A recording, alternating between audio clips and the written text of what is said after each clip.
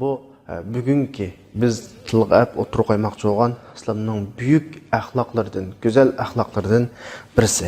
Bugungi suhbatimizningki asosliq shuori bo'lsa, payg'ambar alayhisolatu vasallamningki mustadrakda so'zlagan bir hadisi var. İnnalloha yuhibbu samhal bay, samhash sharo, samhal qado.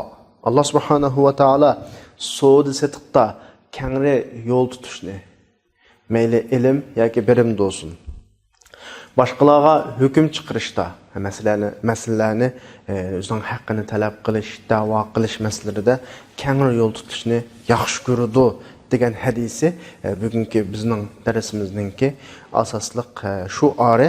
Yine shuningga mazmun jihat o'xshaydigan Imom Buxoriy Jabir radhiyallohu anhudan rivoyat qilgan bir hadis var.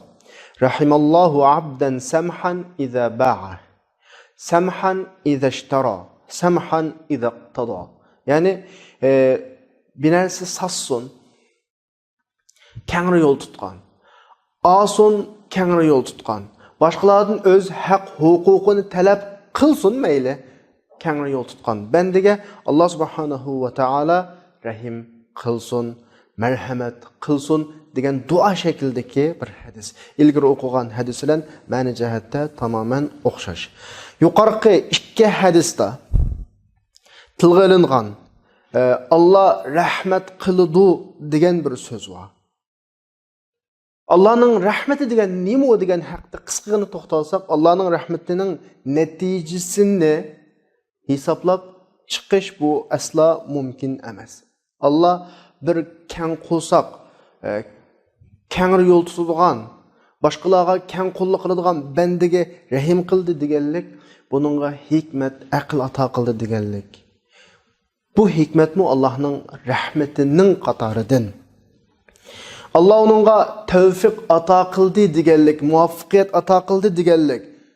Tevfik, muvaffaqiyatlarning hammasi Allohdan. Allah o kishiga o'tkir qarash ata qildi deganlik. Yani o kishi shuning turtkisida boshqalarga zulm qilib, boshqalarni aldamaydigan, o'zimi boshqalardan aldinib ketmaydigan, sadolmaydigan bir holat keladi. Bularning hammasi Allohning marhamati, rahmatining qatoridan. Yani bularning hammasi bandininki, kishininki kengri yo'l tutgan, boshqalarga keng qursa qo'yganligining natijasida erishadigan mukofotlari hisoblanadi. Amaliyotda Allah subhanahu va taolaning sana marhamat ko'rsatishdan ortiq ne'mat olmaydi. Chunki bu yerdagi o'ziga oladigan ma'no intayin kengri. Allah sana adli adalet bilan marhamat ko'rsatib, seni adaletlik, adil yo'l tutadigan bir kishiga aylantiradi. Hikmat bilan marhamat ko'rsatib, seni dono kishilarning qatoridan qiladi. Muhabbat bilan sana marhamat ko'rsatib, seni yaxshi ko'radi va Allohning bandalarimiz seni yaxshi ko'radi. Sana buyuklik bilan marhamat ko'rsatib, kishilar orasida seni oliy martaba o'ringa ega qiladi.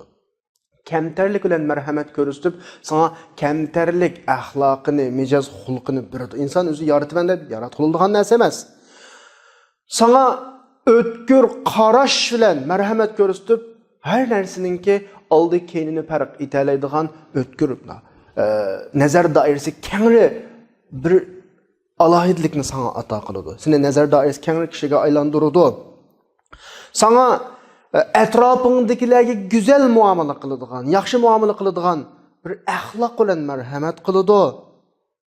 Demek sanıgılı tutsa, Allah subhanahu wa taala bendinin kengri yol tutkallık sebeplik, başkalarga musamaha görsetkenlik sebeplik, keng kursa qoğallık sebeplik, bendeki ata kılıdığan merhamet rahmetleri intayin köp.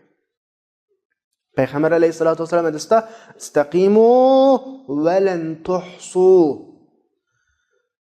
Sizler işinin doğrusunu tanlap meninglar sınıp bulanmaysızlar. Allah subhanahu wa ta'ala'nın sizlerge beradigan şunun neticesideki ahlaklarını, nimetlerini, atalarını sanıp bulanmaysızlar.